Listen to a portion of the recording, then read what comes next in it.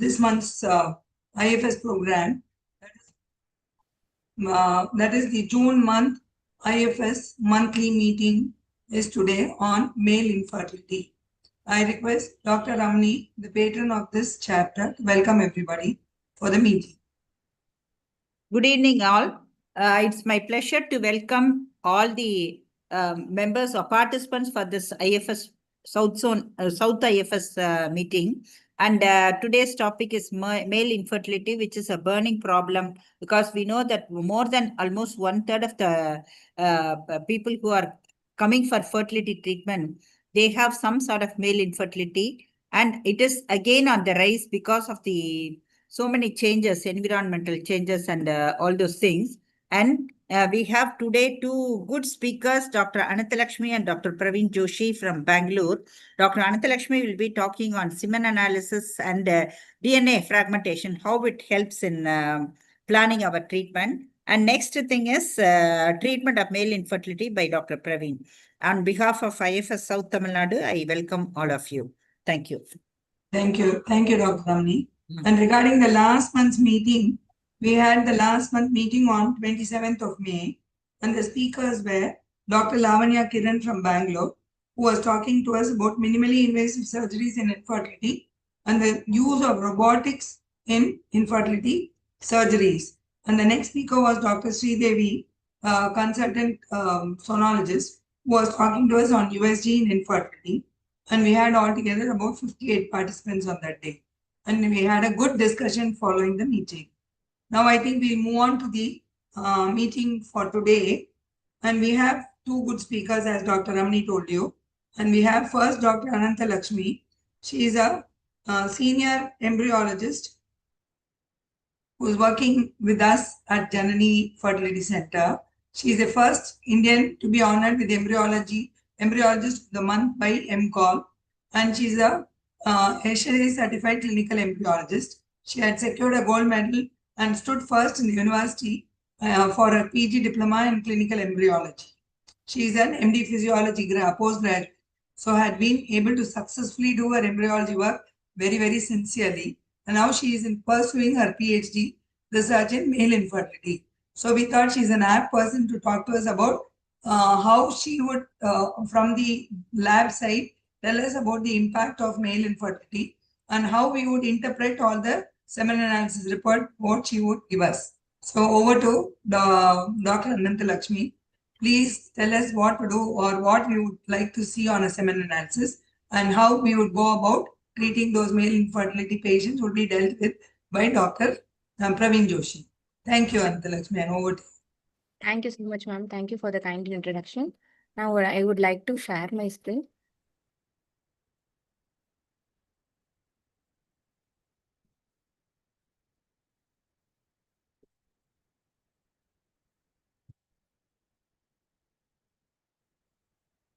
Is my screen visible, ma'am? Yes, ma'am. Thank you so much.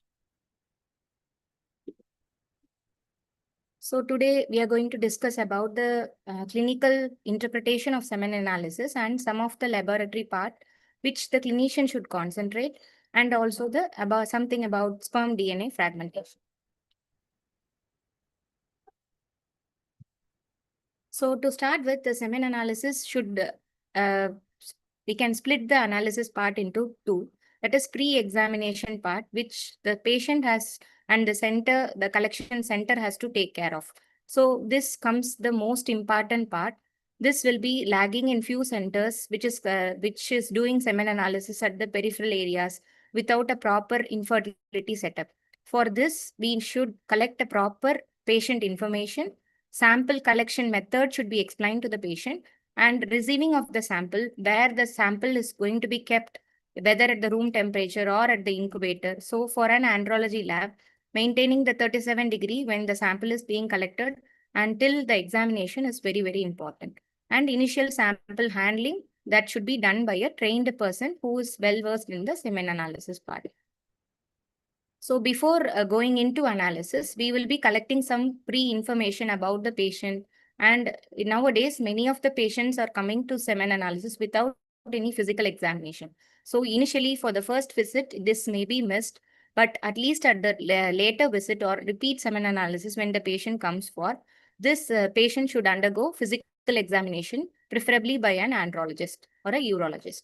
So here they will be mentioning something about the testicular volume, which gives us some idea when the semen analysis is normal or abnormal. When it is abnormal, we can come to a conclusion based on the physical examination. Then before going into analysis, we should ask them about the medication history for the medicines taken by the patient.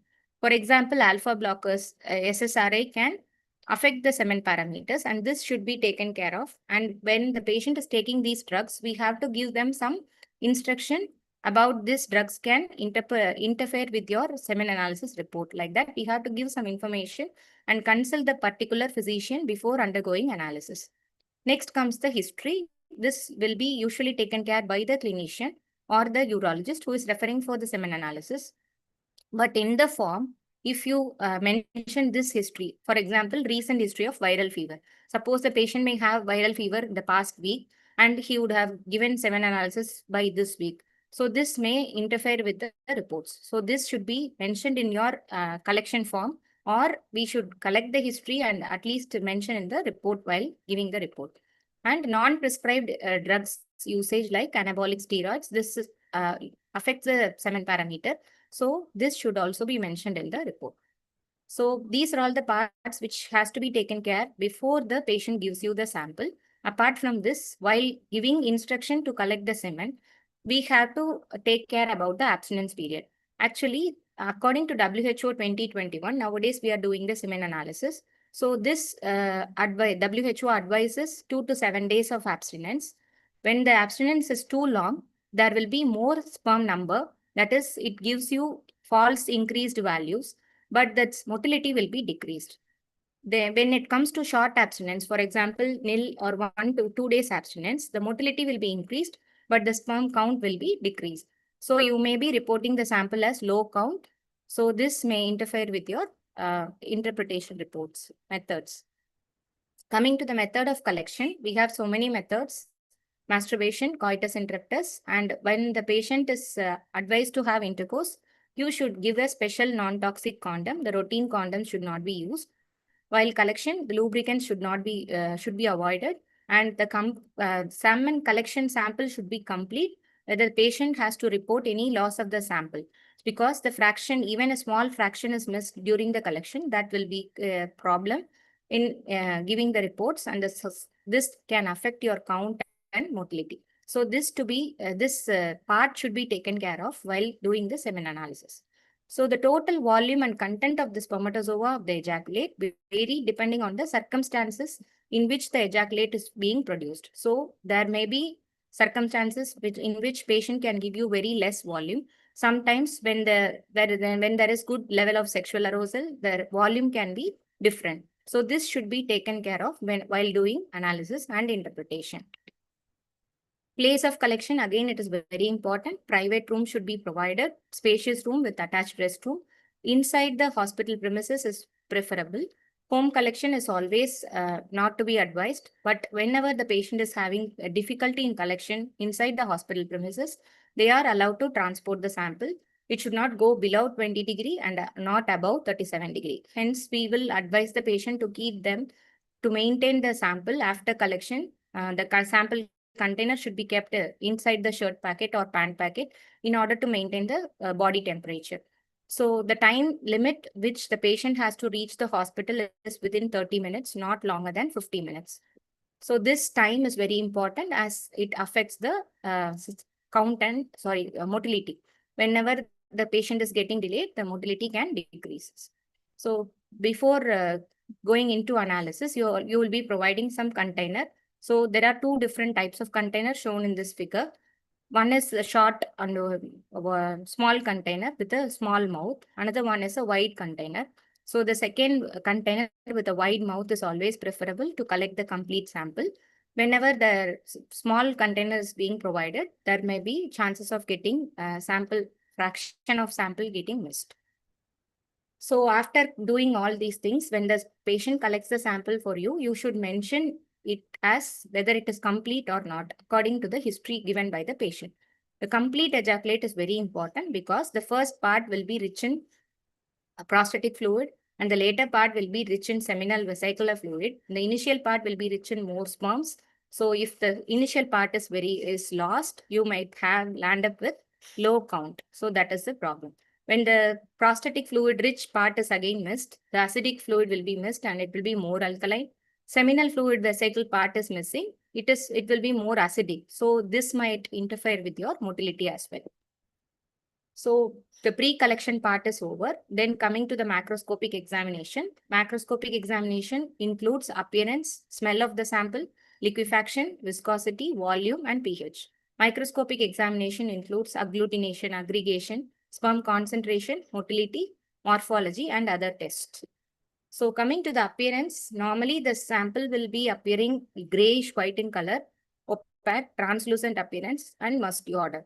When it is less opaque, degree of clarity will be less. This you can suspect a low sperm count. When it is very turbid, you can suspect infection. When it is very yellowish in color, you have to suspect jaundice or any drug intake by the patient. Sometimes longer abstinence, more than 10 days or even a month can result in this yellowish sample.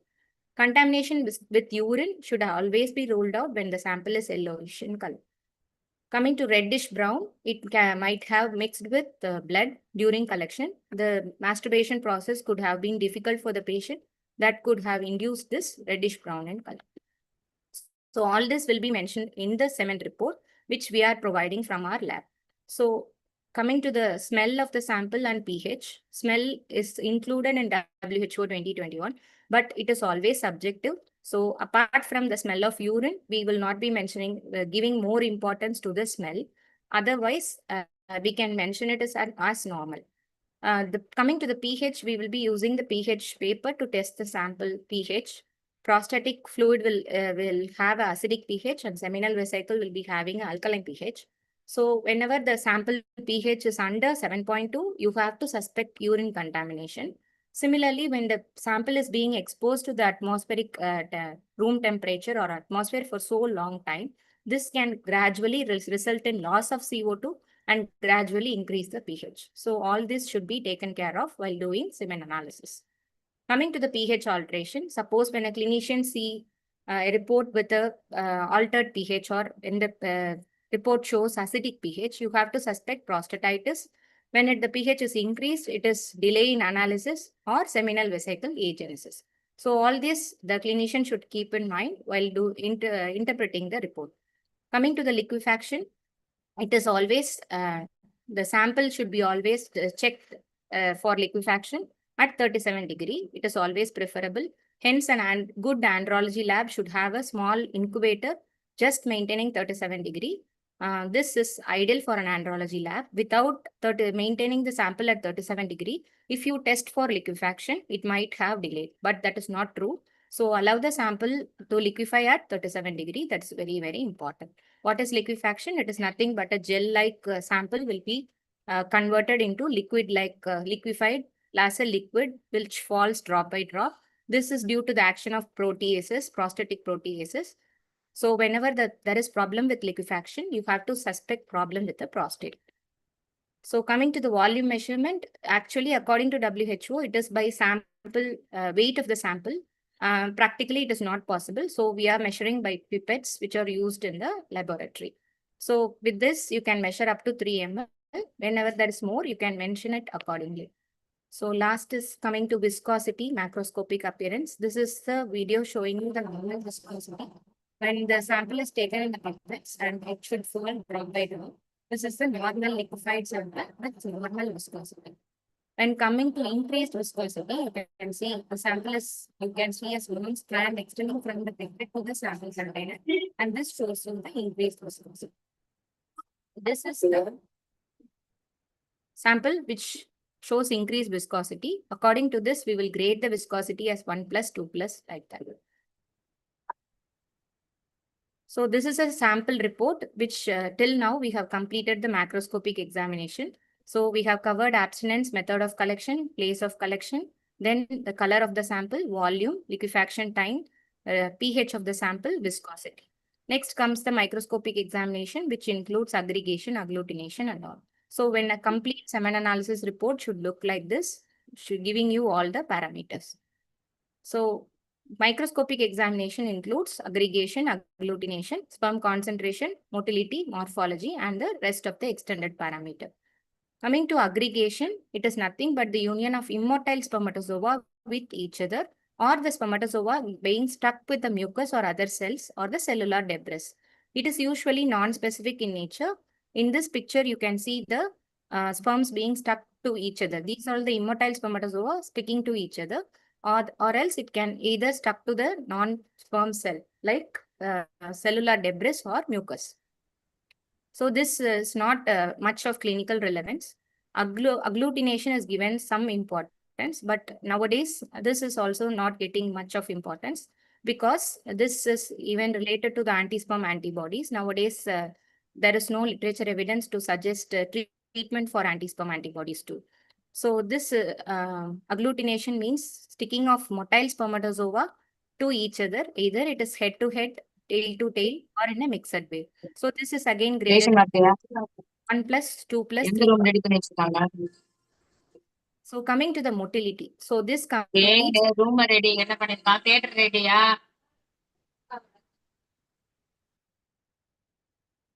So motility, this can be should be assessed immediately after the sample is liquefied. So you have to be keeping a pre-warmed slide at 37 degree. So 10 microliters of well-mixed sample should be kept in a microscopic slide for examination. Approximately 200 spermatozoa has to be counted and reported for the motility. Again, motility can be classified into progressive motility, slow progressive motility. This again further classified into rapidly progressive and slow progressive. Then comes the non-progressive motility and immotile. This is classified according to the speed of the spermatozoa. This the embryologist will be reporting when the sperm is traveling either fast or slow. So all these motility parameters are related to some testicular or epididymal dysfunction. You have to suspect some infection in the genital tract. Suppose when the sample is having 100% immotile, this could be due to Cartagena syndrome, which is due to a flagellar defect. Sometimes a varicocele can result in a viable, that means vital spermatozoa will be present, but they will be immotile. Some prolonged abstinence can also give a picture of low motility, and vasectomy reversal can also result in immotile spermatozoa.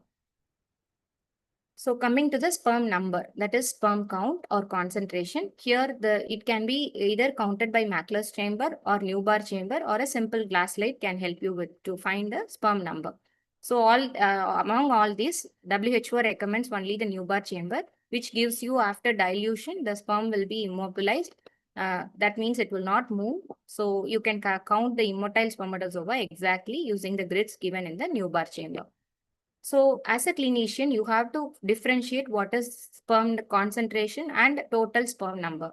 Sperm concentration is nothing but the number of sperms present in number of sperms, that means million present in per ml of ejaculate. For example, total sperm count, that gives you sperm concentration per ml into the total volume of the ejaculate. That means, for example, if your sperm concentration is 3 million, your volume is 3 ml. That means 3 into 3, 9 million. 9 million of spermatozoa are present in the particular ejaculate of 3 ml. So that is the total sperm count. You have to know the differentiation between the sperm concentration and the total sperm count. That is very, very important. So this is an example to show you the semen analysis report, which is available in various labs, just to denote what is right and what is wrong. Here in this report, can you see this? Morphology is reported as 50%. And coming to the total sperm count, can you see here? This is 23 million per ml. So total sperm count is, which is some sperm concentration multiplied by volume. So here volume is 2 ml, but they didn't mention anything about sperm concentration. Directly they have given some total sperm count. Whether it is per ml, here again see here, per ml they have mentioned. So per ml means you have to multiply by 2 and then only get total sperm count. So this terminology mentioned here is wrong. Again, when you see here, 15 to 20 pus cells present. That means it is round cells, not pus cells. You have to differentiate between the leukocytes and immature sperm cell. That is very, very important. So coming to the another report, see here concentration is 2.5 million and total sperm count is 38 million. So here they have mentioned volume as 2 ml. But when it comes to total sperm count, 2.5 into 2 is 5 million. But they have given us 38 million. So whether to believe this concentration or total sperm count, we don't know. So these are all the flaws in the reporting. So the clinician should be very careful to get a nice report which they can believe on. Coming to the morphology, as we have said previously, it is given as 50%. So according to WHO, when you grade the morphology, normally the sample will be having 4 to a normal sample, even everything is normal, you will get up to 7% normal morphology, maximum up to 8 or 10. More than that, you will not be getting any normal morphologically normal sperms. So this is based on certain criteria. The head should have this much of length, acrosome should occupy 40 to 70%. All these parameters will be taken care by the andrology technician or the embryologist who is doing semen analysis. So based on this criteria, when they report, the morphology lower cutoff is 4%. Anything more than 4% is normal. So according to WHO 2021, the volume should be more than 1.4 ml and total sperm number should be more than 39. Total motility should be more than 42. These two parameters are not very important. Progressive motility is important. That should be more than 30%, which includes fast and slow. So apart from that, normal morphology should be more than 4%. So why the morphology is considered as very important? Normal morphological sperms only can swim up and reach the egg properly and fertilize the egg properly. So when you have head defects, more number of head defects, that is related to DNA damage. When you have more number of tail defects, that is related to the flagellar problem. So the motility can be low. When it is related to midpiece defect, the midpiece is rich in mitochondria. So the sperm energy level or the ATP production can be low. Hence, they might have a lower motility and the sperm may not be able to reach the egg and properly fertilize the egg. Apart from these morphological problems, you have globosospermia, where you have round-headed sperms without the normal oval shape. Here, this can be classified into total globosospermia and partial globosospermia. Complete absence of acrosomes. This is called total globosospermia. Here, the sperm will not be able to penetrate the egg and bind to the zona itself. So this patient needs only ICSI with oocyte activation. So for these patients, the normal conception is not possible. Similarly, when it comes to partial globosospermia, some of the sperms can have normal acrosome, some may not have. So some patients can have all the sperms will be oval in shape with less condensed chromatin and partial remnants of acrosome only will be present. So these patients may also need ICSI with oocyte activation. Hence, the morphology reporting is very, very important and the report should be get from a proper center. So all these reference values mentioned in WHO is based on 3,500 odd fertile men samples. And these samples are collected from the male partner whose female got conceived within 12 months of the timed intercourse. So this is considered to be normal. And they have taken samples from these fertile men and they have arrived this reference value. Hence, this is not a very strict cutoff. It is just give an idea about whether the patient is having problem or not. And you should not decide based on this single semen analysis report whether this is normal or abnormal. Suppose when you don't have any sperm in the neat sample. For example, this condition is called azoospermia, where you can see so many reports that no spermatozoa seen. So azoospermia, it is not like that. Even after when you don't see any spermatozoa in the neat sample, you have to subject the whole semen sample for centrifugation. So centrifugation has to done for 3000 G for 15 minutes. So this will give you a nice pellet separated out. The pellet will not be of good size or good amount. It will be very small. But even when you take out the pellet and examine for spermatozoa, this will be showing few sperms or immotile sperms. Even when you don't find any spermatozoa in the pellet, then you can report that sample as azoospermia. If you find that any 1 or 2 immotile sperms in the sample, that is called cryptozoospermia, and that should be reported in the given in the report. What does it indicate? It actually indicates some production is there. So this helps the clinician to whether the patient can improve with the treatment or not. Suppose if it is azoospermia, the clinician will again subject the patient either to find out the reason whether it is obstructive or non-obstructive. So this is very important before reporting as azoospermia.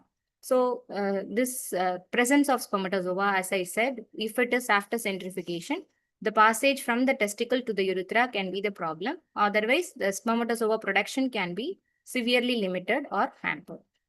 Suppose whenever there is no spermatozoa in the sample, you can report it as azoospermia. The clinician should suspect retrograde ejaculation, and that has to be ruled out by referring to an andrologist or a urologist. So this completes the semen analysis. Then come to the extended testing of the semen sample, so which includes vitality, ROS testing, fructose testing, and differentiating immature germ cells or round cells from the other cells. And this WHO 2021 includes DNA fragmentation testing in this also. So coming to the vitality testing, which includes to differentiate the sperm, whether it is live or dead. So here you can see the red, we will be using eosin nigrosin staining. So red colored spermatozoa is dead and white color is vital. After staining, you can differentiate. This testing is not routinely needed. Whenever the sample is 100% immotile, so you have to differentiate using vitality, whether the sample is fit for doing ICSI or not. While doing ICSI, we will be using Haas test. Even 100% immotile sample can also be used for ICSI to produce their own genetic material, genetic baby. So next comes the fructose testing. Again, this fructose testing is not recommended routinely. Whenever the patient comes with azoospermia, we will be using this test to differentiate whether it is obstructive azoospermia or non-obstructive azoospermia. Obstruction at or below the level of seminal vesicle can be differentiated using fructose testing. So coming to the round cells, this is the picture showing you the round cells. This is a picture showing you after the leukocyte staining method. So there is a particular peroxidase solution which is going to stain the peroxidase granules present inside the neutrophils. So when the cells take up the stain, it will become brownish, blackish in color. That is neutrophil. When the cells do not take up any stain like this, remain unstained or pinkish in color, that is immature germ cell. So when you have more number of leukocytes in your sample, that is neutrophils, you have to suspect infection and the sample should be subjected for semen culture. So again, semen culture is also not routinely needed. When the leucoscreen test is positive, you can subject those sample for semen culture. Otherwise, not needed. So coming to the interpretation, when you have oligoastino, that means oligo means low count, astino means low motility, teratoma means lower morphology. When it is oligoastino teratozoospermia, the sample may have increased viscosity, agglutination may be present, and leukocytes may be present. So that should be treated accordingly.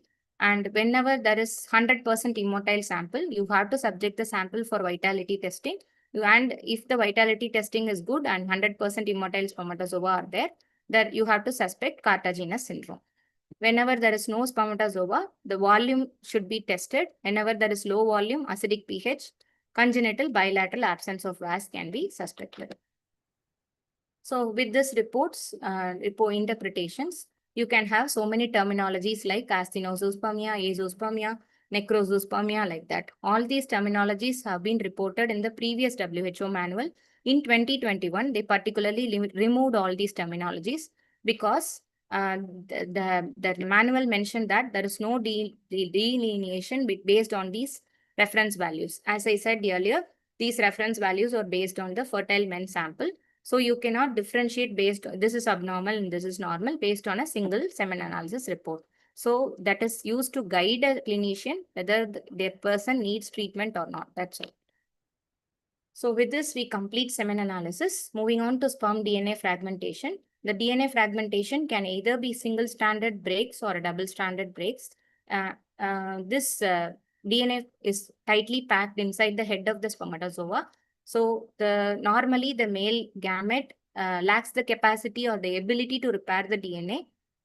This can be actually counterpart or taken care of by the oocyte. When the oocyte quality is good, this DNA fragmentation actually can be repaired by the oocytes, and these breaks when it is persisting after the spermatozoa is being ejaculated, this can have influence on reproductive potential and the reproductive outcome even in ART.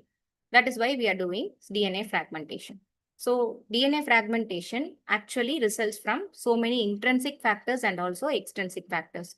Extrinsic factors like drugs, smoking, or radiation exposure, and systemic infection like diabetes, cancer can have overall increase in oxidative stress, and that can result in DNA fragmentation. Apart from these extrinsic factors, inside the testis, there can be abortive apoptosis. Apoptosis is the normal process of cell death. So when this is getting aborted, the process of cell death will not happen, and some damaged DNA sperms can be released into the ejaculate. This is the problem. Another one is defective maturation. While the sperm is getting matured, the sperm DNA will be tightly coiled, and the DNA repair mechanism happens, and the DNA which is packed inside the head should be normal, and this sometimes be defective, and this can be released in the ejaculate. All these causes DNA fragmentation, and this can result in infertility and poor outcome with your IUI, IVF, and ICSI. This can have increased defects on genetic defects and birth defects. So initially these were suspected, and later on we have started doing DNA fragmentation for the IVF or the patients with infertility. Now they have included this sperm DNA testing in WHO manual itself. So as I said earlier, abortive apoptosis, where the spermatozoa destined for apoptosis failed to complete the process and being released with the fragmented DNA. Next comes the defective chromatin maturation, which is happening normally during the process of sperm chromatin compaction, and the DNA nights are normally, which is not repaired, persistent in the breaks, and this is susceptible to damage by the exogenous factors like systemic infection, radiation, like that. Next comes the oxidative stress, which we have so many reasons for this oxidative stress. This is going to increase the ROS and directly causes the DNA damage. So coming to the test for DNA fragmentation, we have tunnel assay, comet assay, SE assay, and SED. The tunnel and comet comes under the direct test, which is considered to be a good and gold standard assay. Indirect assay includes SE assay and SED. Sperm chromatin dispersion test and sperm chromatin structure assay. So tunnel assay is considered to be as gold standard. Why it is so? So this includes testing method includes flow cytometry, which analyzes the whole sample or the large volume of sample is being analyzed using this method. Another thing is directly the DUDP, the fluorescent material directly binds to the DNA break site itself. And here we are not inducing the DNA and then testing. It directly go and binds wherever the break is there. It is going to identify those breaks and get bind with that, and that will be detected by the flow cytometry. Hence, it is called considered to be as a gold standard method. Coming to other methods, we have acridin orange testing, which is a rapid, simple, and inexpensive testing. We have AB staining and TB staining. All these are staining methods. Each and every method is having inter-laboratory variations and inter-observer variability. Hence, these methods are not considered as a good method. For practical reasons, we cannot invest on flow cytometry and costly instruments, and the test itself is getting involving more cost. So we skipped these methods and moved on to SCD, which is mainly followed in many labs. That is sperm chromatin dispersion test. So this is going to assess the dispersion of DNA fragments after denaturation. So denaturation, we will be using certain chemicals during the staining process that will cause denaturation of the spermatozoa DNA, and that will create a halo in the sperm head, and that size of the halo corresponds to the sperm DNA health quality. For example, when you get a good halo, that is considered to be as a normal sperm. When there is no halo or a small halo, that is considered to be as abnormal sperm. So this is given in this picture. Large halo, normal, and small halo is abnormal. Again, here you cannot count more number of spermatozoa. Ideal is to count 500 numbers. So for this is a manual method. Again, inter-observer variability will be there. But for practical reasons, we are using SCD. And SCSA is another commonly done methods, which again uses a flow cytometry. many IVF centers or ART centers are doing this, but because this is considered to be better than SCD. But again, you cannot have flow cytometry in all the centers. Hence, the sample has to be transported for testing. So during transportation, they are doing cryopreservation of the sample and then they are getting tested. So this cryopreservation again can affect the sperm DNA fragmentation. So this again can give you false values. So that is very, very important. So while doing the test, you choosing the right method is very important for the clinician who is recommending the test. So based on these different methods, you have different cutoff values also. So for SCD, which is commonly being done, less than 15% is considered to be a good quality. 15 to 25% is considered to be good to fair sperm DNA fragmentation. And 25 to 50% is fair to poor, and more than 50 is very poor. So based on this, they have arrived at success rate in IUI, IVF, and ICSI. They found that when it is more than 40%, increased risk of miscarriage is there. And when it is more than 20 to 30%, chances of getting pregnancy with ICSI is also very less. So when this DNA fragmentation is indicated, it is not for all the patients. The role of sperm DNA fragmentation is discussed in this article is whenever you have clinical varicocele, unexplained infertility, recurrent pregnancy loss, IVF or ICSI failure, borderline abnormal semen parameters, all this can be, these patients can advise for DNA fragmentation testing. So this is a systematic review or meta-analysis published in 2015. So here they have compared IVF and ICSI cases. They said that high DFI will have low live birth rate with IVF. When it is ICSI, it is there is no difference between the live birth between the ICSI, high DFI group and low DFI group in ICSI population. So this is a old evidence, and during that time, sperm DNA fragmentation was done by almost for all the patients or many patients. Then they started to worry about the live birth rate and postnatal development. Again, this study showed that no effect was observed in intrauterine or postnatal or physical development or the mental status of the offspring with high DFI patients. So now what is the recommendation? Usually, this is a recent ASRM guideline which is about sperm DNA integrity testing. So here they recommend that insufficient evidence to recommend the routine use of DNA testing, sperm DNA testing for all the patients. For all the infertility evaluation and treatment, it is not recommended according to ASRM. But in WHO 2021, they have included this test as an extended testing. So again, coming to the indications, this is an article published in 2020, recent article. So this also states that all these evidence which we have seen earlier are grade C evidence. We cannot say that this will be when the patient is having varicocele, he might have a low DNA fragmentation. All this are there, but the evidence are not very good. So it is of B and C grade evidence.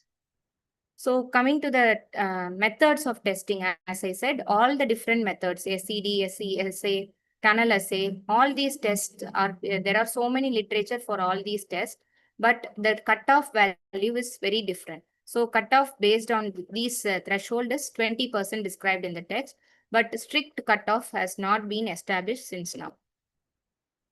So coming to the clinical use, which we are going to take care when the patient is having high DNA fragmentation.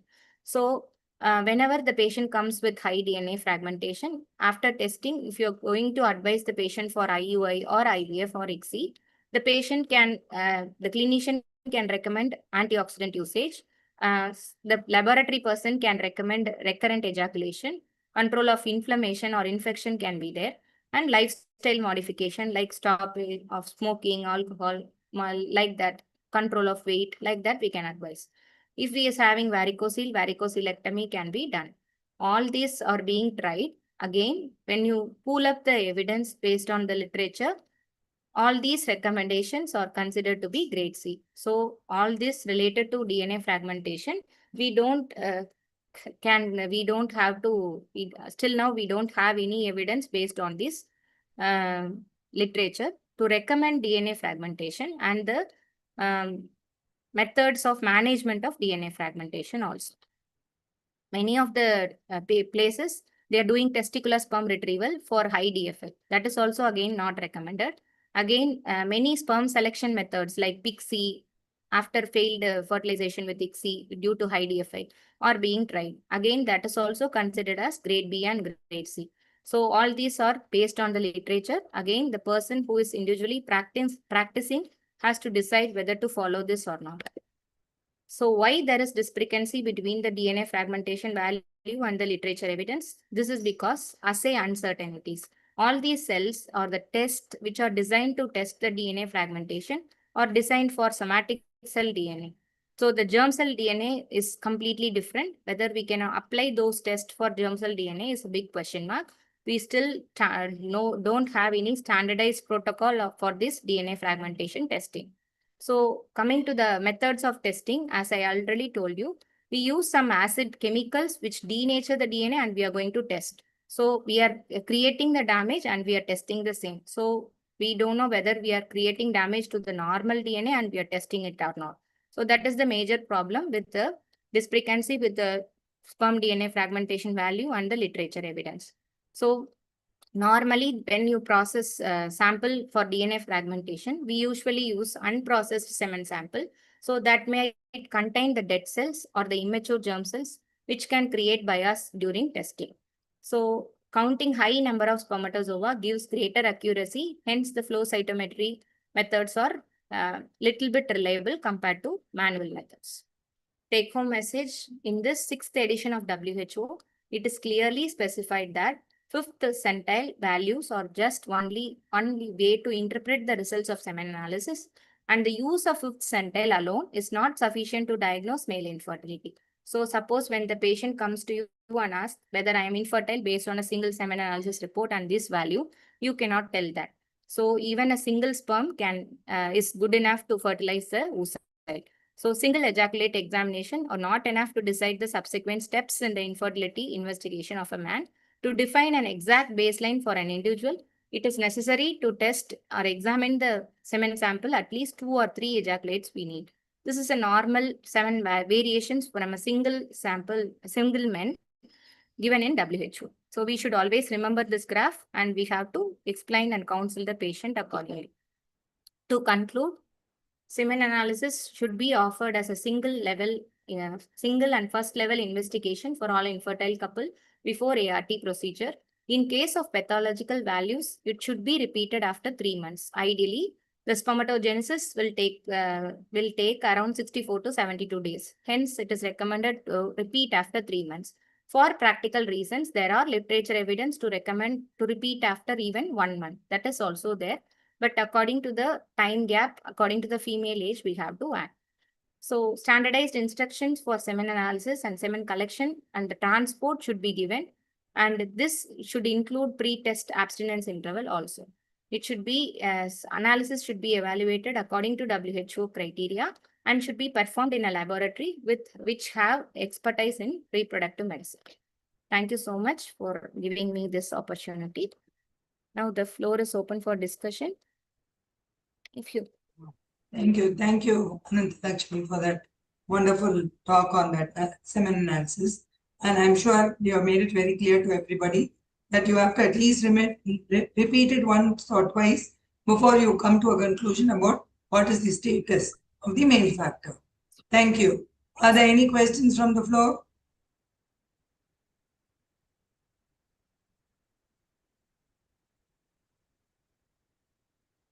I request Dr. Praveen Joshi to log in.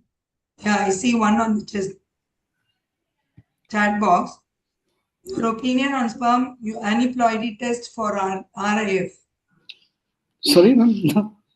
No, questions on the chat box. Yes, ma'am. Sperm aneuploidy test is being done by the fish method. It is for specific chromosomes. For example, 13, 18, 21 like that. They have designed probes only for certain chromosomes.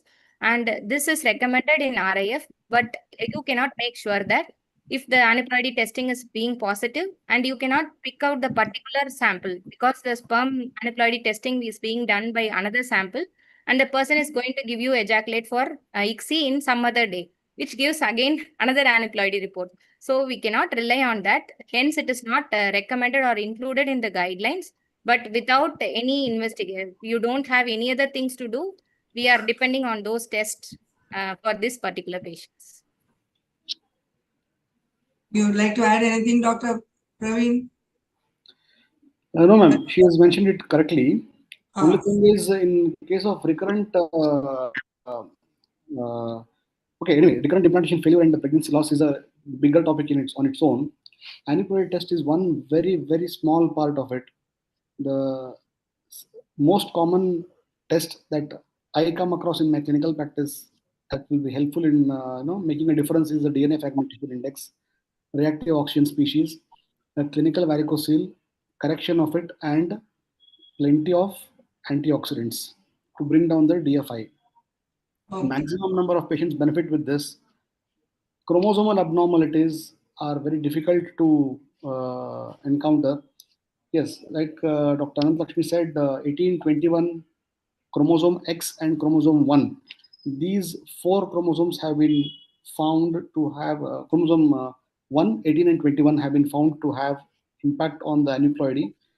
Their, their aneuploidies have affected the recurrent pregnancy loss, but how to select a sperm which does not have this is a challenge. But only advantage is if we know that there is aneuploidy in the sperm, in post embryo formation, maybe a PGT will be able to help us in deselecting those embryos and getting a euploid embryo. That advantage we can always take it. Thank you. Thank you.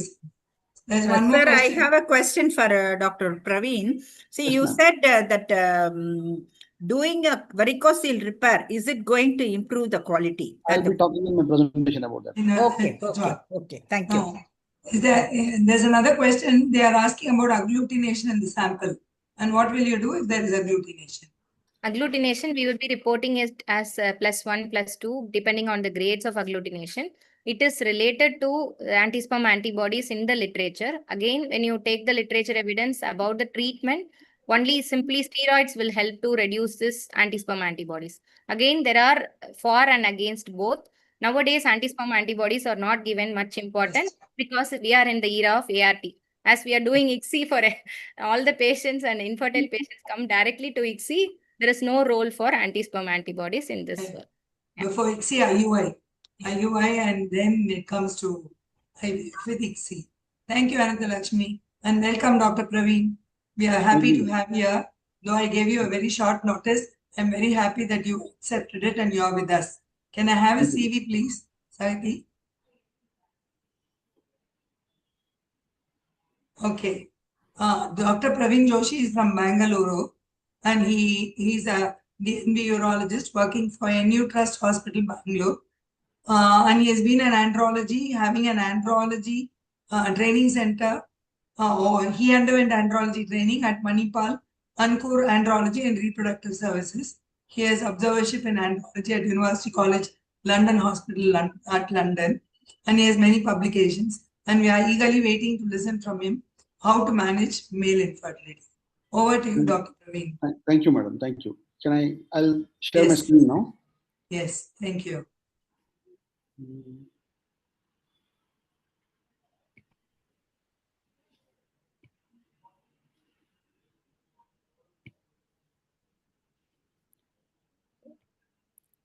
Is the screen visible, ma'am?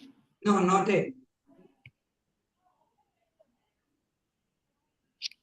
No? No, sir. At first, please open the PPT, sir, and then start sharing PPT in is Zoom. open. PPT is open. Yeah, and then come to Zoom. Click on share option. Okay. 1 second. Where did that Zoom go? Yeah. No.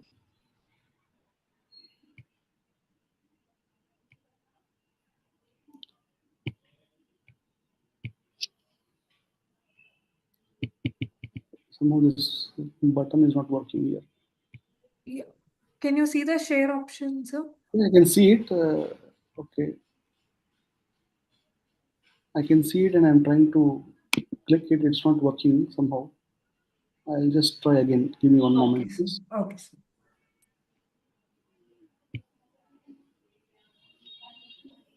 Now is it visible? No, sir. No. Okay, what's happening here? You need to click on the share option and then Yes, yes, again it will pop up. Then again you need to click on the yeah, share. yeah. Clicking it again. That second time clicking on the share, that button, that thing is not working. I'll just take somebody's help here. Give me a moment. Please give me a moment.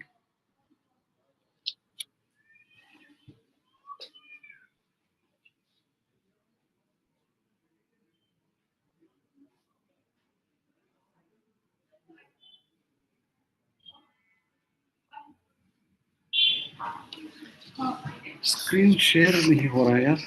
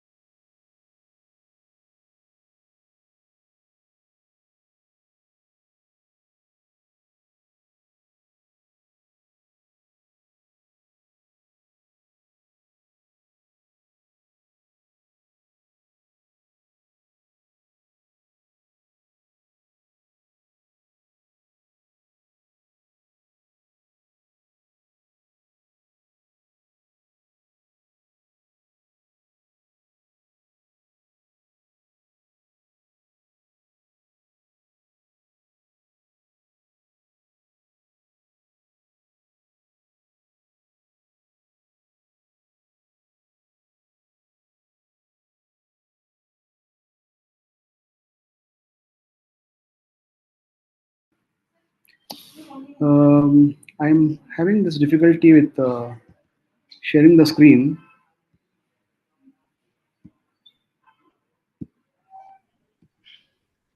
Or else you can share with me, sir. I will share on Okay. behalf of How you, do sir. I'll mail it to you? Yes. Yeah, yes, sir. I'll type my mail ID in the chat box.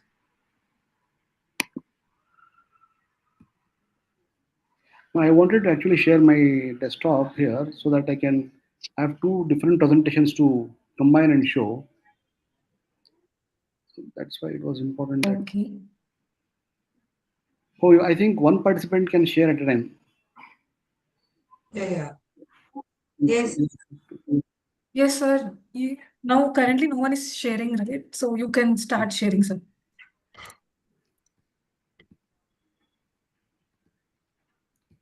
It is blocking my sharing. Somehow that button itself is not working. Anyway, please send me your email Yeah, ID. I have sent my mail ID in chat box, sir. You can send the PPT to me.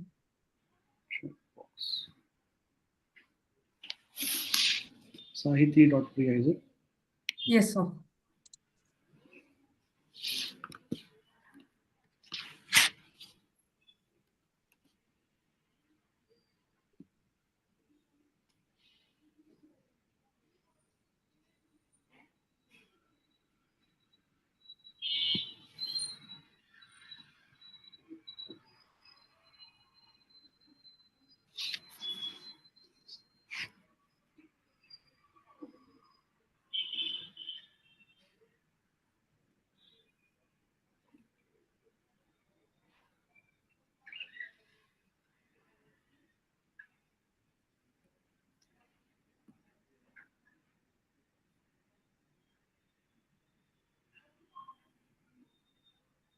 Yeah.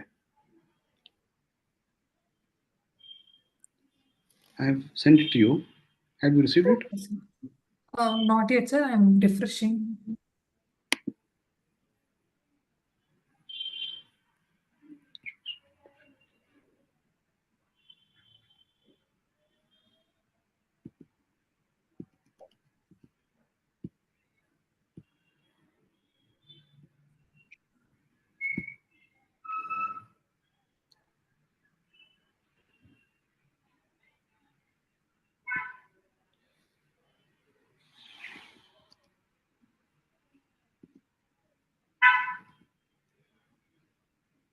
Not yet, sir. It has. Abhini, एक minute आना भाई. Just one moment. I have my friend here who is trying to help. Okay, sir.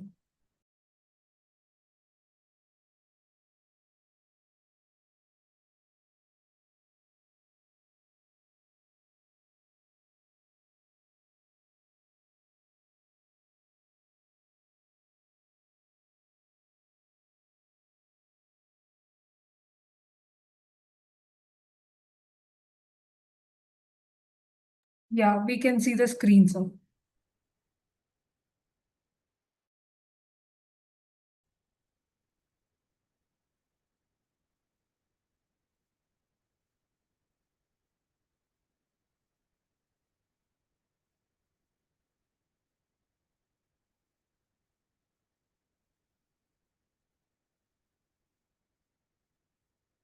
Yes, sir, we can see the PPT in full screen, sir.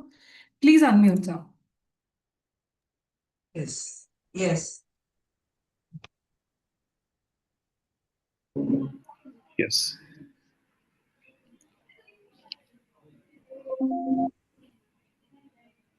Okay, and something else opened.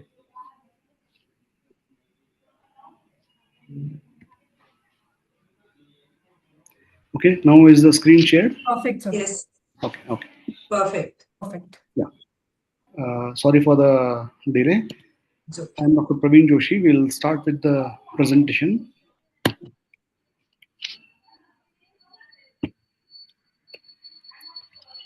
Okay. I will just give a picture of a clinical scenario. A 34-year-old man is married to a 30-year-old lady. No female factors found to be abnormal. There's been trying for last 6 months. Examination has given him a grade 1 varicocele. Analysis shows borderline sperm count, as in 16 million per ml, and motility is not very great. What would you do for this case? Just keep this in mind. We'll come back to this point later on. Similar picture, 36-year-old male, 32-year-old lady, married for 4 years. Examination, no varicocele. Count is 8 million per ml, 10% motility. Has already used antioxidants. And what would you do in this particular case? So these things we will, based on this common scenario that we come across in our OPD, I will base my presentation on that. Okay. So what are all the causes that we look at when we see male infertility? It could be sexual problem, anti-sperm antibodies, like unexplained infertility, semen issues, testicular damage, varicocele, infections, plenty of these. So overall picture, how do we classify that these are the causes for male infertility? It can be grossly said as pre-testicular, testicular, and post-testicular. Pre-testicular is from brain to the gonads. That is usually hormonal or some sort of a syndrome. So generally speaking, they can be manipulated to a small extent, not all the time curative.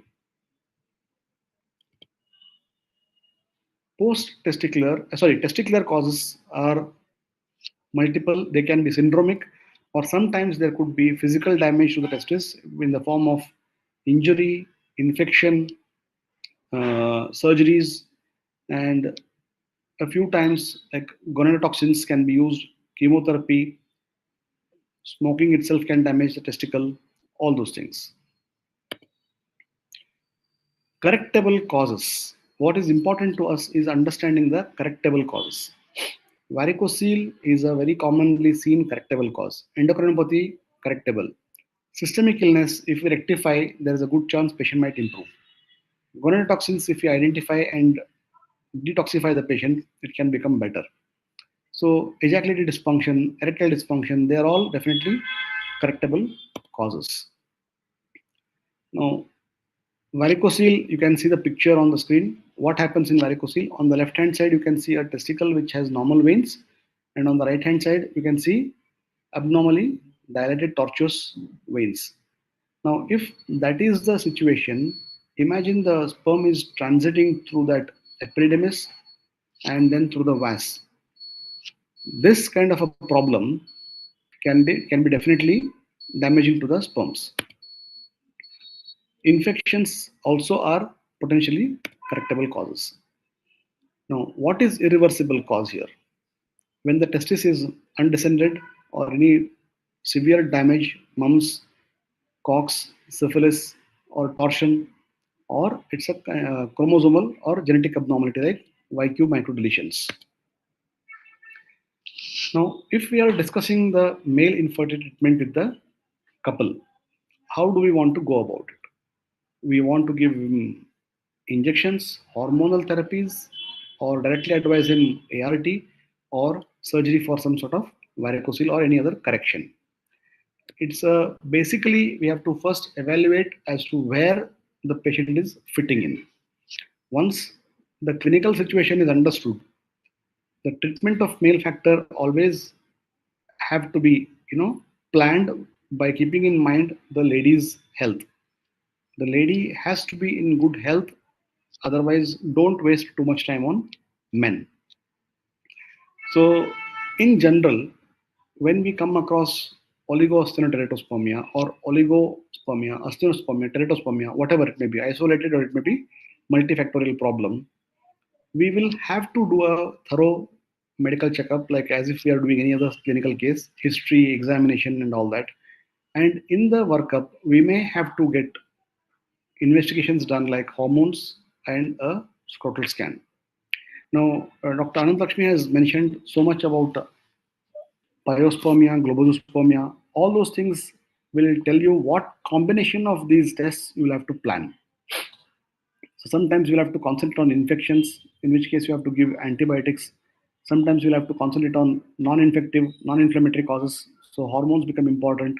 So there is no one way of or one blanket rule to investigate a male factor. The treatment can be classified into grossly two patterns. One, find out the problem and treat the etiology. Second, empirical management. When you are treating the etiology, on the left hand side, you can see so many etiologic factors. Idiopathic, you do not know what is wrong. You have done your investigations, everything has come clean.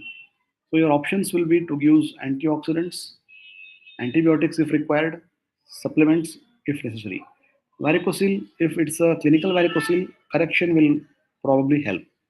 Infection is identified, maybe antibiotics will help. Systemic disease, obesity, all those things you can target each of your etiological factors and rectify them individually. However, if you come across a cause which is not correctable, something like a genetic factor, your option will be probably to go for a ART and then use pregenital testing or screening. So in the format of conservative management, lifestyle modifications, antioxidants are very helpful. In today's urbanized world, people are extremely stressed out. They use a lot of electronic gadgets, computers, mobile, TV, laptops, pollution outside the house, within the house, smoking, drug abuse, plenty of things. So all those things, if we cut out, there is a lot of chance, there's a heavy chance that the patient might start benefiting from that. Antioxidants, we will talk about it a little while later. And coming to medications, if clomiphene were to be used, we'll have to find the cause as, it should be a hormonal balance which represents a hypogonadotropic hypogonadism. Otherwise, using clomiphene could be detrimental by itself. Aromatase inhibitors, if the TE ratio is testosterone estriol ratio is less than 10, then aromatase inhibitors may be helpful. Tamoxifen may work, may not work. Antioxidant management also sometimes can be empirical. So why is this particular thing important? Because there are plenty of studies and half of them are showing benefits with antioxidants and the other half is showing no benefits with antioxidants. We can go into depth of each of them, but in general, if you understand, 90 studies have been done and the result was, not very conclusive. The evidence was of low to very low value. So, if we were to base our decision on the studies, antioxidants don't actually, what do you call, become very important. Yet, every clinician likes to use them. That is because the evidence is also there in favor, which has shown the improvement of factors like reactive oxygen species, DNA fragmentation index, and improvement in the sperm count, motility, and sometimes morphology also.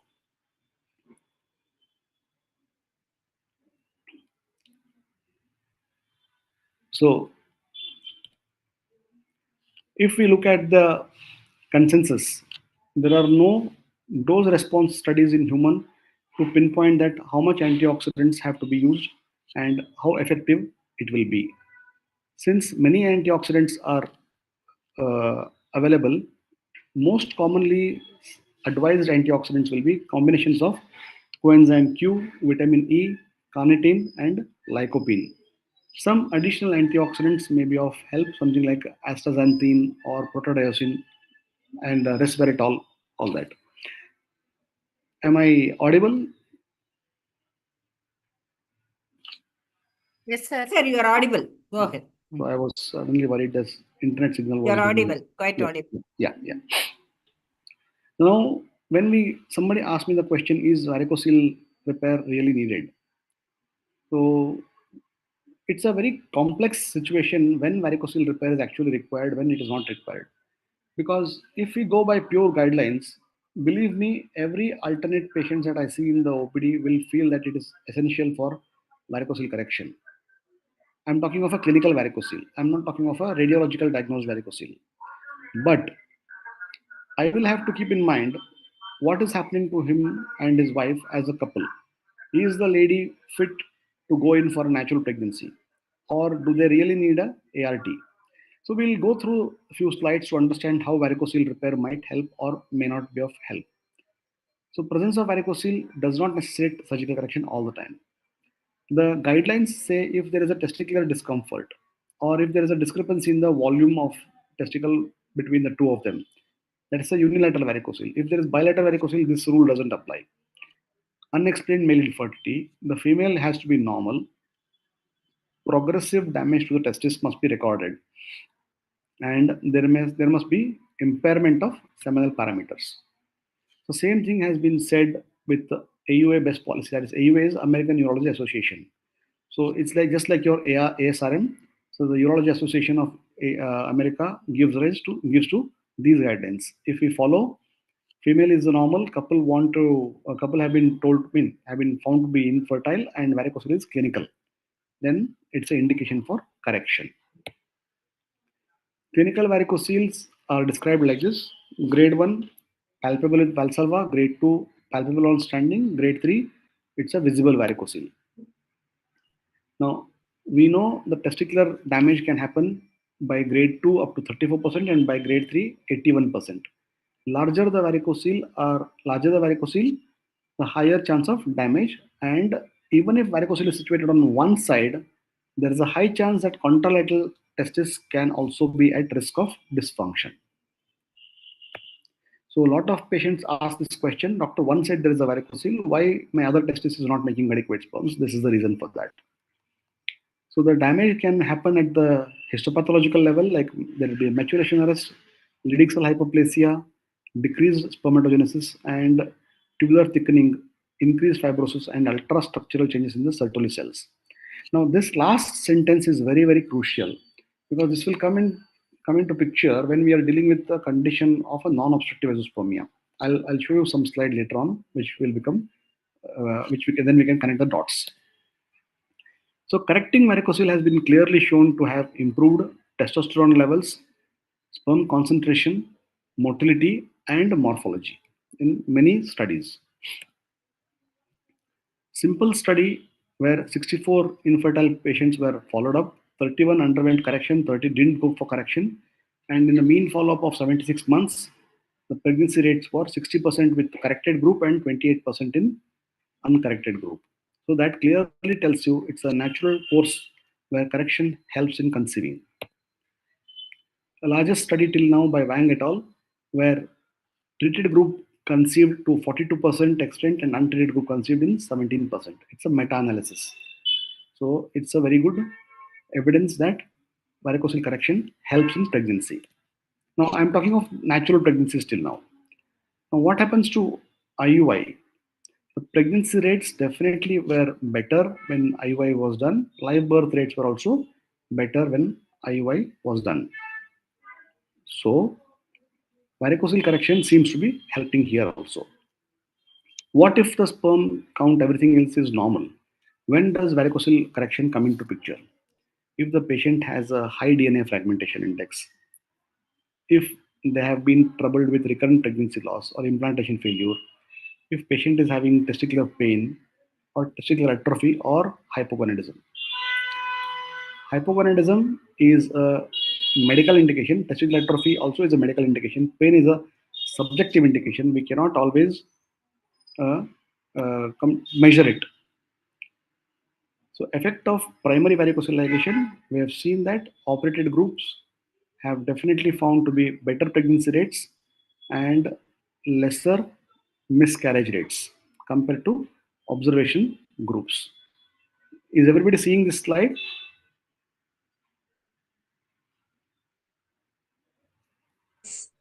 Yes, slides are visible. Yes. So this particular thing, the point of miscarriage comes in from here. The 2291 couples were studied, and you can see that the miscarriage rates in the operated group is 13.3%, whereas it is 69% in the observation studies. So this is a very crucial factor when you are dealing with your RPLs. Okay. So DNA fragmentation seems to be improved from between 2.9 to 10.7%. I mean, it's so much decrease happens in the DFI. Whatever be the preliminary value, the range of decrease will be between these numbers.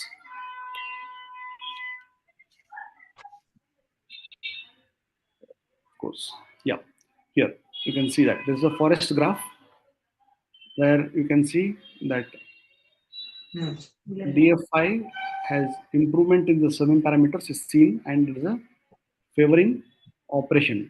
That is varicocele. DFI improvement is seen with the varicocele correction. What happens with ICSI?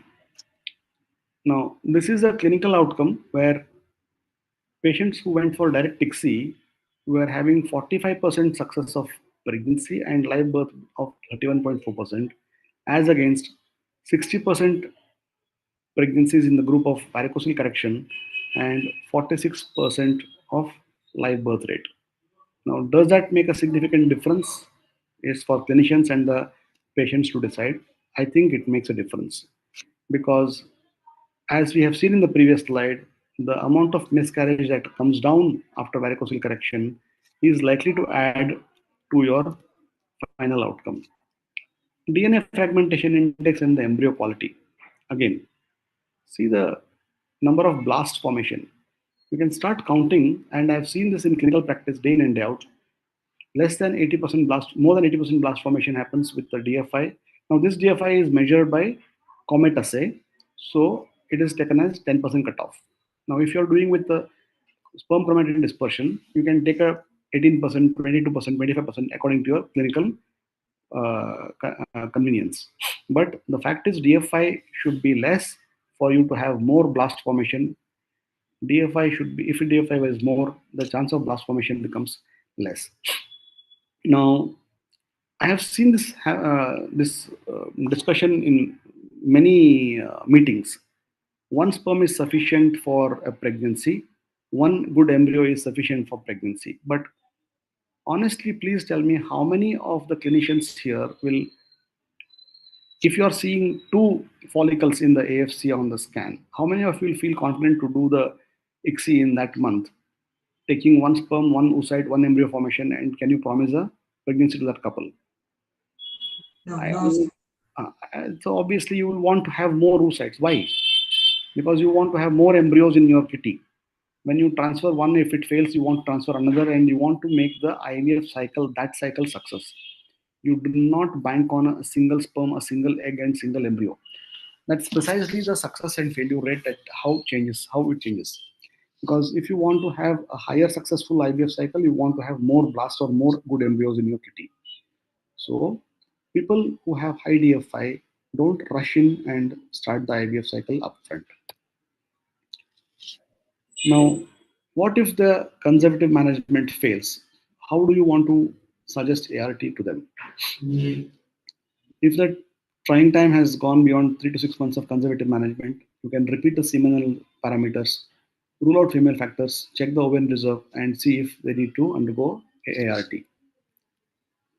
If the oligoastenospermia is identified, you can either directly suggest ART, or if it's a very severe form of problem, then you can probably use sperm retrieval technique.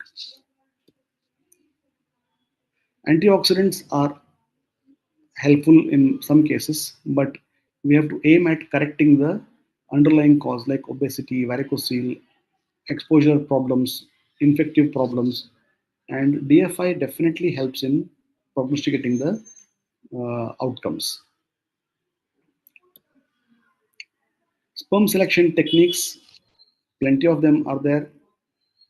Microfluidics, in today's world, everybody is trying to use them, but by far, the testicular sperm retrieval has clearly shown drastic reduction in the DNA fragmentation value by more than 10 to 15% compared to the ejaculate sample. So, if in doubt, choose a testicular sperm sample compared to ejaculate sample. Ultra short time, 8 hours ejaculate sample, 4 hours ejaculate sample. Yes, all that is fine. I have been talking about this in many of the forums. Ultra short sample, where will it help you? If the patient is having high DFI, secondary to stasis, the ultra short gap will help. But if the problem is at the testicular level or the post testicular level, where the transport of the sperm happens because of varicocele or any other infective cause, if there is a mild vascitis that is causing the high DFI, whether you take ultra short or whether you take long gap, it does not matter. You will still have a high DFI. So in such cases, testicular sample will be your final stop. So don't don't take it lightly. Now, up to the point of OAT, what is likely to work is that you have to individualize your treatment and treat the probable cause for adequate duration, and antioxidants must be adequately dosed. The amount of antioxidants that you're issuing to the patient, whether it is adequate or not, can be at present measured by using only one value, that is a DNA fragmentation index. There is measurement of reactive oxygen species. In some times we can do it, but it is not available as a clinical tool. So at the moment we have to use DFI as our measure. If DFI is high, antioxidants may be planned, and when the DFI comes to normal range, you could withdraw the antioxidants. What doesn't work is using all treatment options in one case, or overdosing the antioxidants does not work. Treatment beyond 6 to 8 months on a male factor problem generally does not help. Am I clear until this point? Yes, sir. Yes. One moment. Don't disturb me. What happened? Give. I would like to go out of this slide and present a few slides on azoospermia. Okay.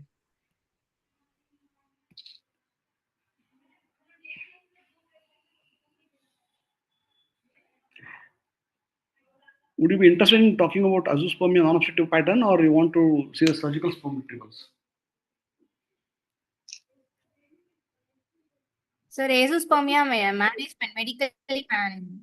Surgical Yes. techniques, we will You would like to see the surgical techniques for sperm retrieval? need to know about the management of it. Okay, Yes, okay, sir. fine. So we'll go to the azoospermia management then. Now, is the slide visible? Yes, yes, sir. Okay. See, it's a very simple understanding. Testis, vas, epidermis. These three things have to be evaluated, examined, and confirmed about when we are dealing with azoospermia. Normal volume testis, all the organs are normal. You may think in terms of a obstructive pattern, and if it is abnormally sized, then you may think in terms of a non-obstructive pattern. But it does not hold true in every particular case. What if your hormones are normal? You may assume it to be obstructed. But can the normal hormone balance be seen in a non-obstructive pattern also? Very much true. And once you have confirmed that there is an obstruction, what are your options? Either a sperm retrieval and ICSI, or a reconstructive procedure for obstruction. That is a vasoabdominal anastomosis. And what if there is non-obstructive azoospermia? Then our only option is surgical sperm retrieval and ART. 10 minutes more. 10 minutes more.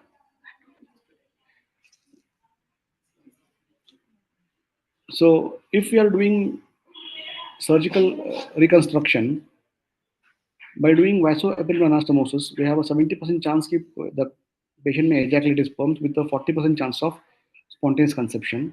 And vasal anastomosis, 95% chance of ejaculate sperms coming in, and then 70% chance of spontaneous conception. This is this is actually not very important for you. This is a vasography being performed. This is how vasovasal anastomosis is conducted. I'm putting a surgical, pictorial representation only here. And this is how the vasoabdominal anastomosis is done. And believe me, when we are doing this anastomosis, the size of the sutures that we use are 10-0 nylon under a surgical magnification of 25 to 32x. When we come to non-obstructive azoospermias, there are various causes, but by and large, maximum number of candidates fit into the idiopathic non-genetic causes. Cryptorchidism, undescended testis, the surgical successful retrieval rate is up to 50 to 72%. Varicocele causing azoospermia, if you correct, there is a 70% chance that it may become better. Post-mumps, post-torsion, post-chemotherapy, all this again there's a chance of surgical sperm retrieval. Now when this happens, chemotherapy, torsion, or infection, mumps, if they happen in a post-pubertal male, it is possible. Pre-pubertal, no. The spermatogenesis gets arrested at a very early stage. If AZF A or B are deleted, the successful retrieval chances are practically nil. AZF C is deleted, the retrieval rate is still up to 72%. Now, who needs intervention prior to sperm retrieval? If the testosterone level is less than 300 nanogram per deciliter, it is preferable to give them medical management to some extent and go above that level and then take them for a surgical sperm retrieval. What all we use? We use aromatase inhibitors, anti-estrogen, HCG, and sometimes we use HMG or FSH to enhance the spermatogenesis. Now, there are options available as TESA, that's a testicular sperm aspiration.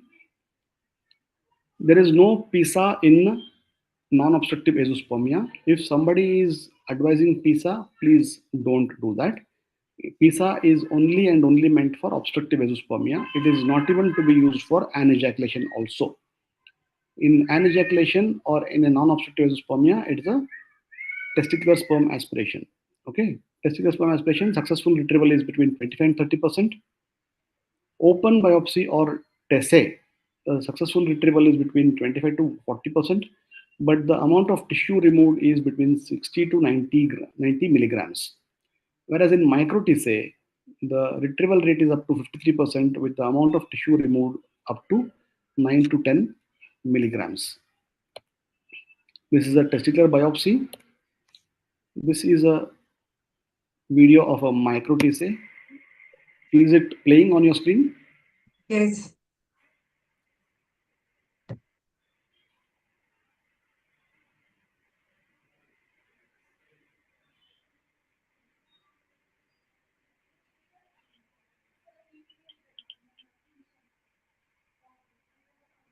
Can you see the difference in the tubule size there? The one I'm trying to hold and the one that is centralized there. Not. Yeah. Surrounding tubules are so thin, Yes. they will not have sperms. This one is looking full, that is having high chance of getting sperms in them. Okay. Full tubes are. So anyway, this part of presentation is not very important. I will again go out from here. I will show you what I also think is important, because a lot of you are dealing with these TESA PISAs in your routine practice.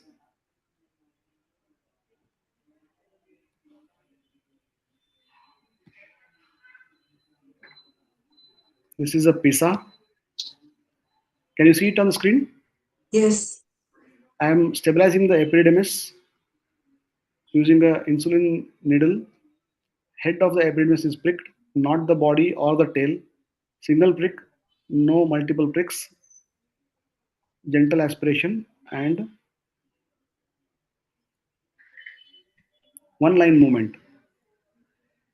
Okay, now that is PISA. Okay.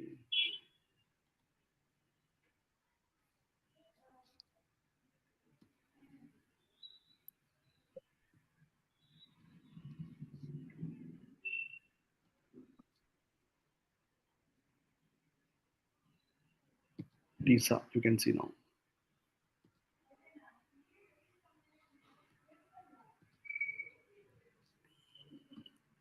This is a TISA. Testis is stabilized and gently compressed. We core out the tissue practically from here. You are using the clamp is on the lower pole of the testicle on the skin, not on the testis. Okay, so there's a negative suction maintained. So when I come out, that's a tubule that comes along with it because of negative suction. Many people try to clamp the tube to maintain the negative suction. I don't do that. We come out and we then aspirate and we just pluck out the tubules from those points where we have pricked.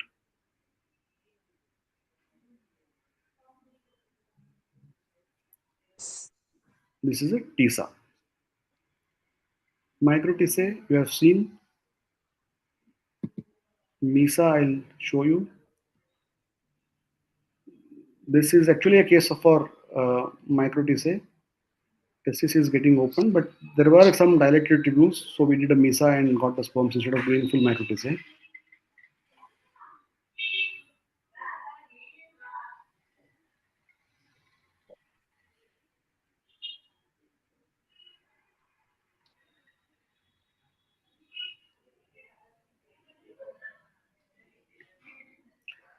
There was some previous procedure was done, so a lot of adhesions were there.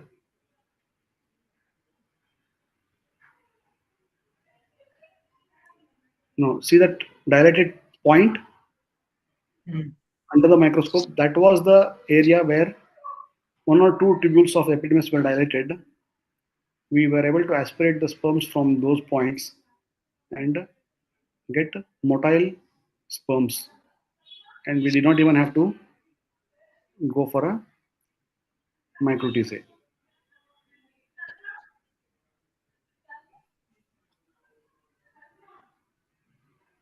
You were able to see that? Yes. Okay. Yes, sir.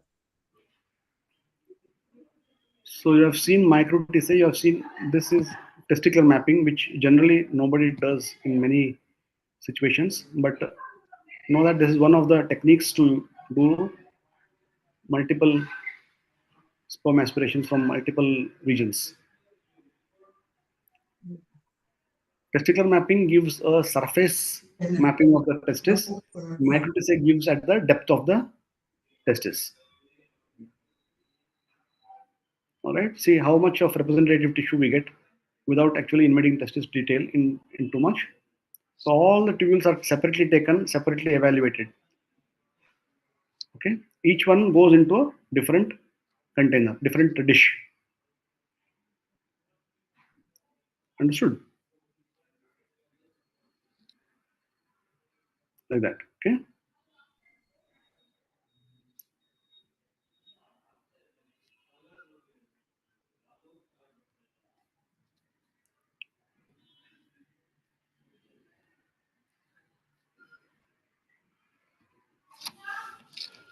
So now, having seen all these things, I would like to, conclude my presentation by saying that male factor is becoming a problem more and more day by day, and identifying and treating the causes which can be definitely reversed will definitely help the patients in conceiving. The chance of conception becomes better, whether it is natural or by ART.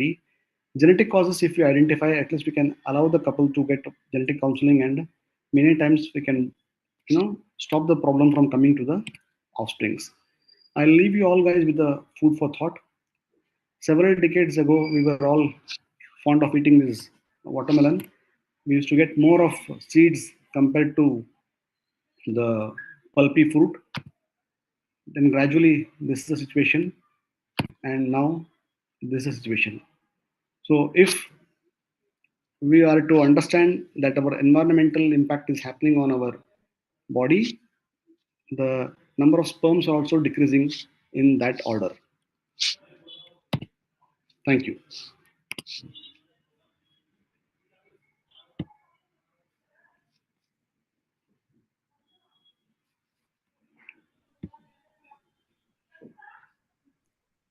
Dr. Praveen, that was an excellent talk on male infertility. I think whatever I wanted to ask, you have cleared it very well.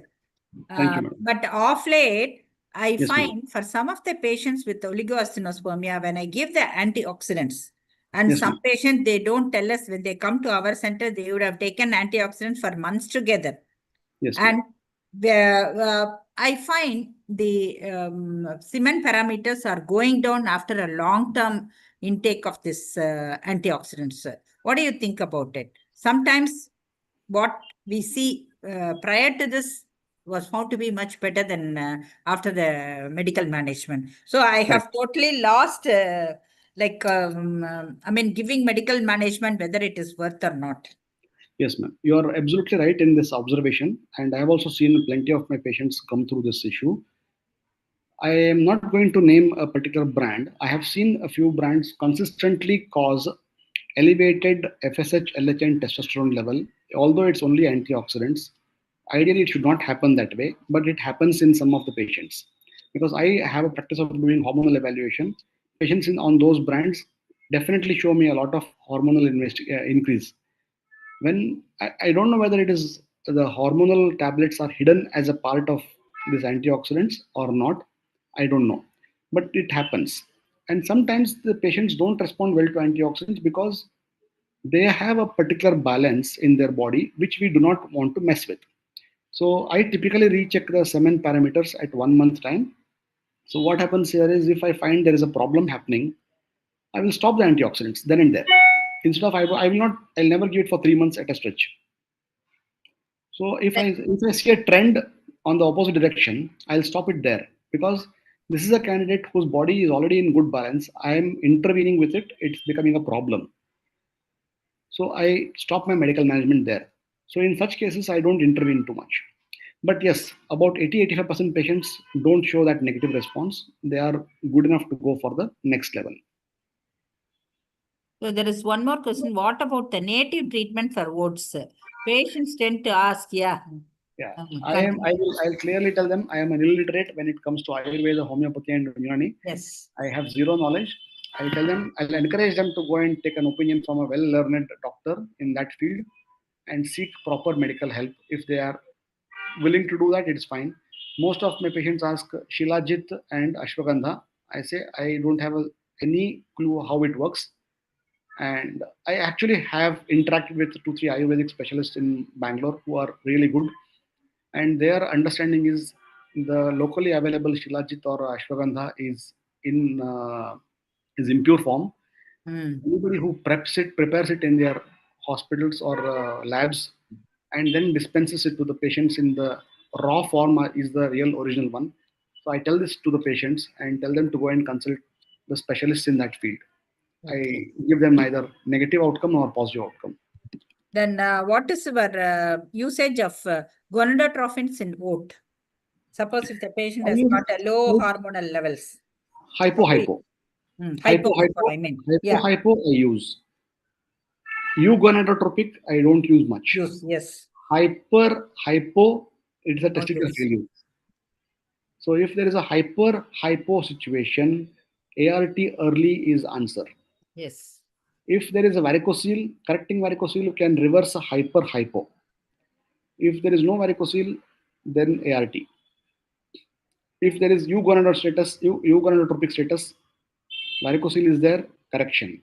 No varicocele, medical management empirically, and then ART. If there is hypo, only then gonadotropics.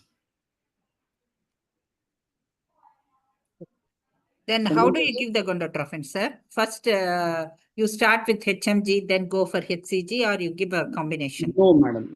Earlier, that used to be the principle. Lot Yes. of times HCG first, and then prime the hormones, and then add FSH. That used to be the earlier principle. But for many years, I've been practicing as a combination of HMG, HCG together, and I sometimes add clomiphene citrate also in addition to this. Okay. And I find that adding these three together will benefit a lot in a very short time. And once the hormone improves, I cut off the hormonal supplements. Okay, sir. So thank you so much for your excellent lecture and all the video demonstrations of the T-shape, everything. And Thank then you. on behalf of IFS South Tamilnadu, I am happy to congratulate you for giving us this excellent insight on male infertility. Then Thank you. there is a question by Dr. Sukriti Singh.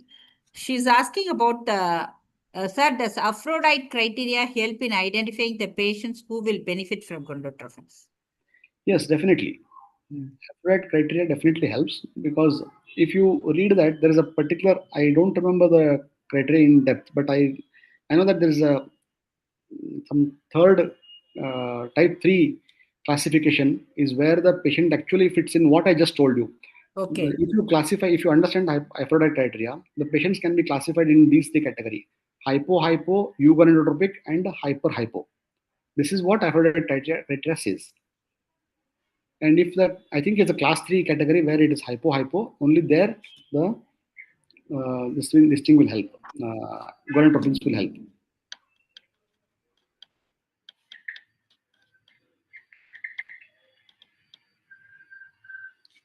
Madam, you're on mute, ma'am. Any other questions? Okay, sir. Then I think we can close the session. And I once again thank you and Dr. Anantalakshmi for having given us an excellent insight regarding semen analysis as well as management of male infertility. Thank you, sir. Thank you, madam. Thank you.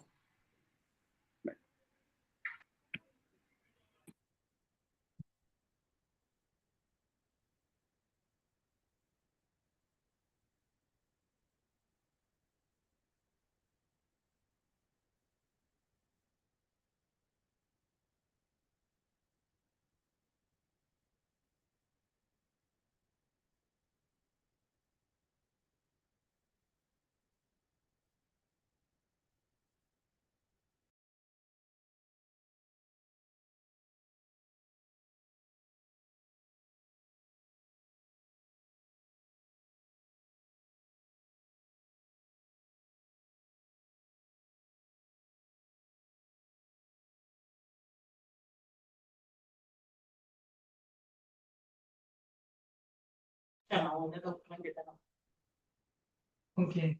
Thank you, Saviti. Can we all leave?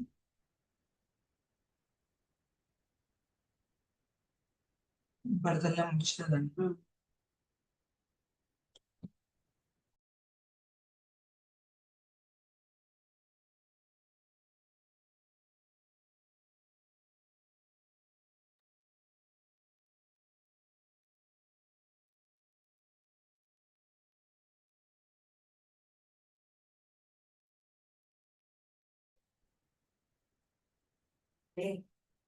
சரிதா கொஞ்சம் பாடம் பக்கம் பண்ணலாமா meeting